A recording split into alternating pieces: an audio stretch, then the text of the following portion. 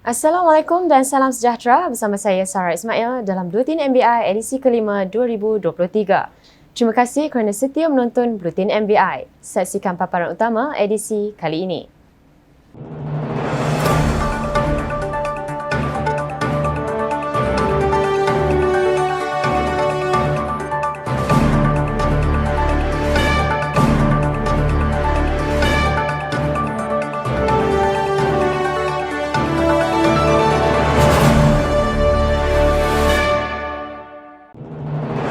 25 ahli majlis MBI baharu dilantik.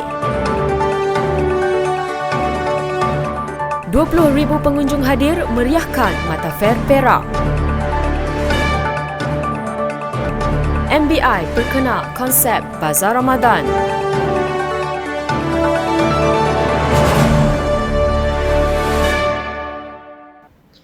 Seramai 25 orang termasuk Datuk Bandar Ipoh telah dilantik menjadi ahli Majlis Bandar Ipoh MBI yang baharu.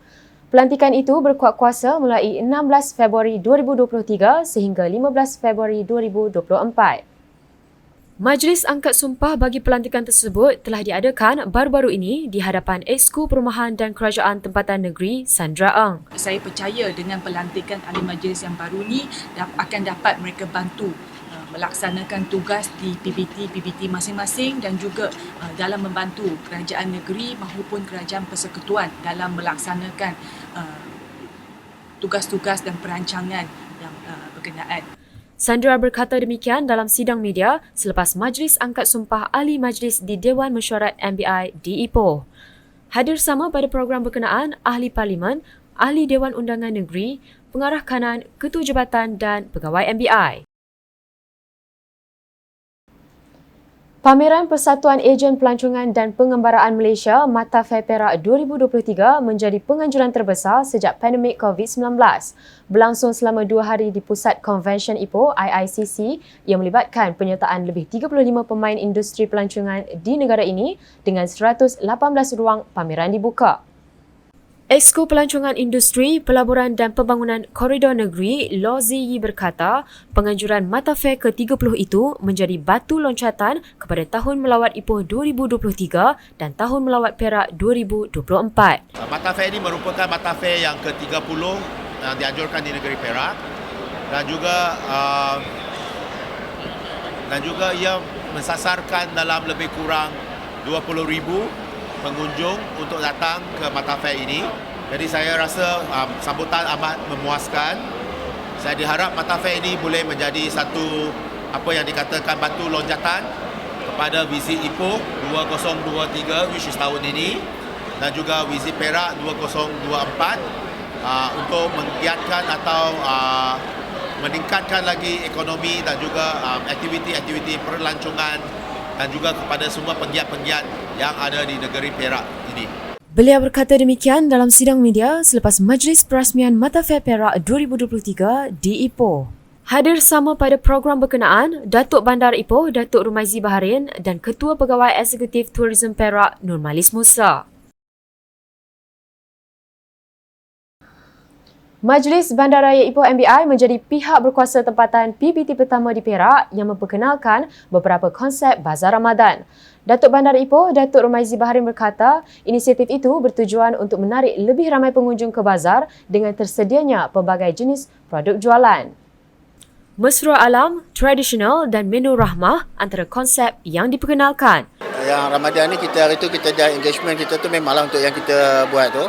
Kita just buat pemilihan lah untuk pemilihan tu. Tapi insyaAllah kita akan ada 2-3 yang dibuat selain daripada MBI, yang dianjurkan selain daripada MBI, Satelit dan Persatuan termasuk juga dengan PKMP. So akan lebih ramai akan terlibat dan this pattern ataupun konsep akan macam-macam. PKMP dia ada konsep tentang commercial konsep, contoh di People's Park mungkin ada konsep dan rahmah konsep.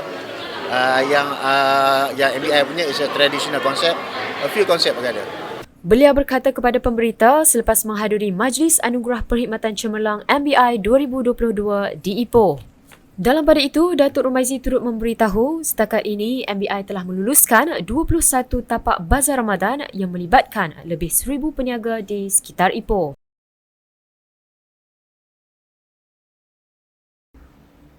Sejak program pembudayaan amalan persekitaran bersih diperkenalkan April 2021, lebih 46,000 tong sampah percuma telah diedarkan kepada warga Kota Ipoh. Program yang digerakkan Majlis Bandaraya Ipoh MBI itu bertujuan untuk meningkatkan kualiti persekitaran yang bersih dalam usaha merealisasikan hasrat menjadikan Ipoh sebagai bandaraya terbersih di Malaysia pada tahun 2023. Menurut Exco Perumahan dan Kerajaan Tempatan Negeri Sandra Eng, berdasarkan prestasi dan komitmen yang tinggi oleh semua pihak dalam pengurusan sampah yang berkualiti, beliau yakin sasaran itu mampu dicapai. Jadi dengan pelbagai usaha ini dan juga dari pihak kerajaan negeri, kami menyediakan peruntukan untuk perkhidmatan kutipan sampah turut dijalankan di kawasan luar PBT, dan juga diharapkan dengan kesedaran dari kalangan orang ramai, tak kira dalam menjaga kebersihan di kawasan masing-masing ataupun dengan melaporkan tindak laku yang melanggar peraturan. Kami harap ini akan bantu dalam kita meningkatkan kebersihan di Bandaraya Ipoh. Beliau berkata demikian dalam sidang media pada Majlis Perasmian Penyerahan Tong Sampah Percuma 2023 dalam program pembudayaan amalan persekitaran bersih di Taman Kelebang Putra Ipoh. Lebih 1,000 tong sampah telah diedarkan kepada penduduk setempat. Saya Jawatankuasa sini, Kelebang Putra, banyak aduan sampah malam digigit anjing, bawa lari. Bila Majlis Bandaraya bagi tong sampah pada setiap penduduk, mana ada kebaikan dia, anjing tak datang rumah gigit, lepas tu berbau busuk. Pasal tong tu cantik, dia tertutup. Mana bau busuk tu tak terkeluar. Memang cantik. Saya terima kasih pada Majlis Bandaraya untuk bagi penduduk Kelebang Putra memudahkan kan. Pendapat peribadi secara okeynya, so far bagus program macam ni sebab dia bagi kat kita 1 tong sampah untuk penduduk. Harapan saya lah untuk tong sampah macam ni, kalau kata boleh diteruskan untuk kawasan negeri Perak ni, mungkin dia step by step lah. Tapi nak kena pastikan orang yang handle bahagian lori sampah ni ambil, cuba pastikan kalau kata dah ambil tu letak balik tempat yang betul. Kalau kata dia letak selungguk je kat sana, kadang-kadang orang tak perasan bang. Jadi letak balik kat tu, insyaAllah. Itu je. Majlis Bandaraya Ipoh MBI menerima peruntukan kritikal sebanyak RM600,000 daripada kerajaan negeri bagi menangani masalah jalan berlubang pothole di sekitar Bandaraya Ipoh. Exco Perumahan dan Kerajaan Tempatan Negeri Sandra Eng berkata, melalui peruntukan itu, ia secara tidak langsung dapat menangani sebahagian besar masalah pothole di Ipoh sekaligus memberi impak besar kepada penduduk setempat. Jelas beliau, MBI telah menerima banyak aduan berkaitan pothole dan pembukaan jalan rosak pada penghujung 2022. Jadi saya ingin kongsikan bahawa setakat ini semua kerja-kerja untuk memperbaiki lubang-lubang jalan telah dijalankan di sebanyak 72 lokasi melibatkan 18,027 meter persegi. Dan ini merangkumi 6 zon kawasan di Ipoh. Jadi itu tindakan yang segera yang diambil untuk kita menangani isu-isu pothole yang dinampak kritikal ini, dan dalam masa akan datang juga pihak kerajaan negeri dan PBT akan cuba menguruskan isu-isu jalan raya dengan perancangan dan penggunaan peruntukan lebih baik supaya isu-isu jalan ni dapat diselenggara, dijaga dengan baik. Beliau ditemui media selepas menghadiri program pembudayaan amalan persekitaran bersih dan pemberian tong sampah percuma kepada penduduk Taman Kelebang Putra di Ipoh. Hadir sama Datuk Bandar Ipoh, Datuk Rumaizi Baharin. Majlis Bandaraya Ipoh MBI akan sentiasa meningkatkan langkah keselamatan di Stadium Perak susulan kes kecurian kabel dan komponen lampu limpah yang dilaporkan baru-baru ini. Pengarah Kanan Teknikal MBI, Khairul Anwar Lodin berkata, langkah itu diambil bagi mengelak insiden serupa kembali berulang.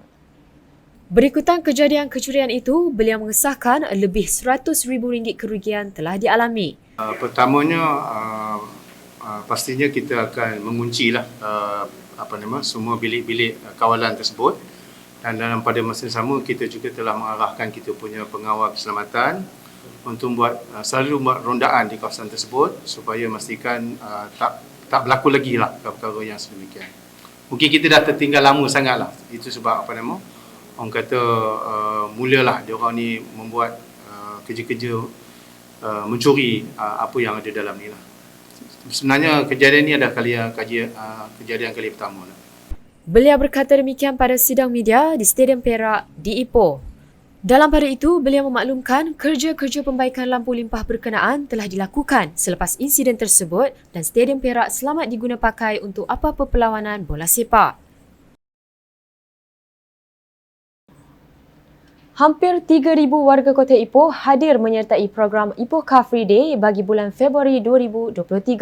Dengan bertemakan Hari Berfikir Sedunia, penganjuran program kali ini turut mendapat kerjasama daripada pelbagai agensi kerajaan dan swasta.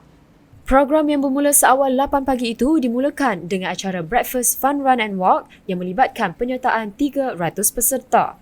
Terdahulu, Setiausaha Bandaraya Ahmad Munir Ishak telah menyempurnakan majlis pelepasan bagi acara larian sejauh 5 km itu.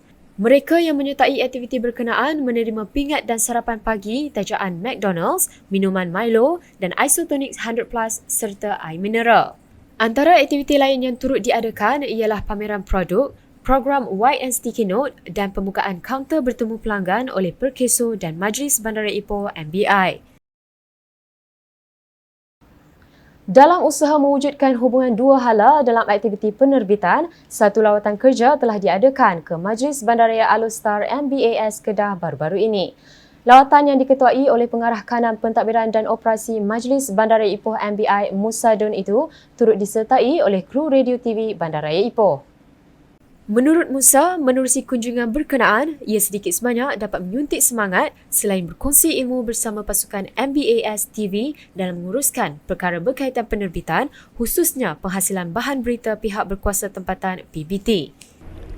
Terlebih dahulu saya nak ucapkan tahniah kepada Majlis Bandaraya Alostar atas inisiatif yang telah diambil, usaha untuk membangunkan MBAS TV ni. Jadi lawatan kita hari ini pun ke Majlis Bandaraya Alostar dalam tujuan untuk melihat perkara-perkara penambahbaikan yang boleh dibantu kepada pihak MBAS TV dalam usaha mereka untuk melancarkan MBAS TV ini pada bulan Mac ni nanti. So pada saya, rombongan yang datang dari Majlis Bandaraya Ipoh ke Majlis Bandaraya Alostar amat baik untuk kerjasama yang lebih erat untuk membangunkan kemudahan ini demi untuk memastikan komuniti kita menerima maklumat-maklumat yang tepat dan bermanfaat untuk kesejahteraan masing-masing, insyaAllah. Beliau berkata demikian ketika ditemui media di MBAS Kedah.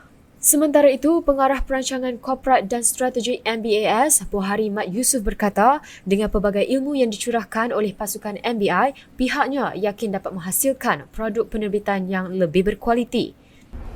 Kita akan cuba yang terbaik untuk membuat satu penerbitan ni yang berkualiti. Jadi kita mempelajari aspek penerbitan yang berkualiti, yang penting, berdasarkan kepada limitation yang ada daripada Ipoh supaya kita dapat kualiti yang sama walaupun kita dalam serba kekurangan tetapi mempunyai produk yang berkualiti seperti mana Ipoh. Lawatan sehari itu telah memberi pendedahan kepada kedua-dua pihak berkaitan penulisan skrip berita, penyuntingan video dan penghasilan program penerbitan. Baiklah saudara, laporan itu menutup Buletin MBI edisi kelima. Jangan lupa saksikan Buletin MBI edisi seterusnya pada masa yang akan datang.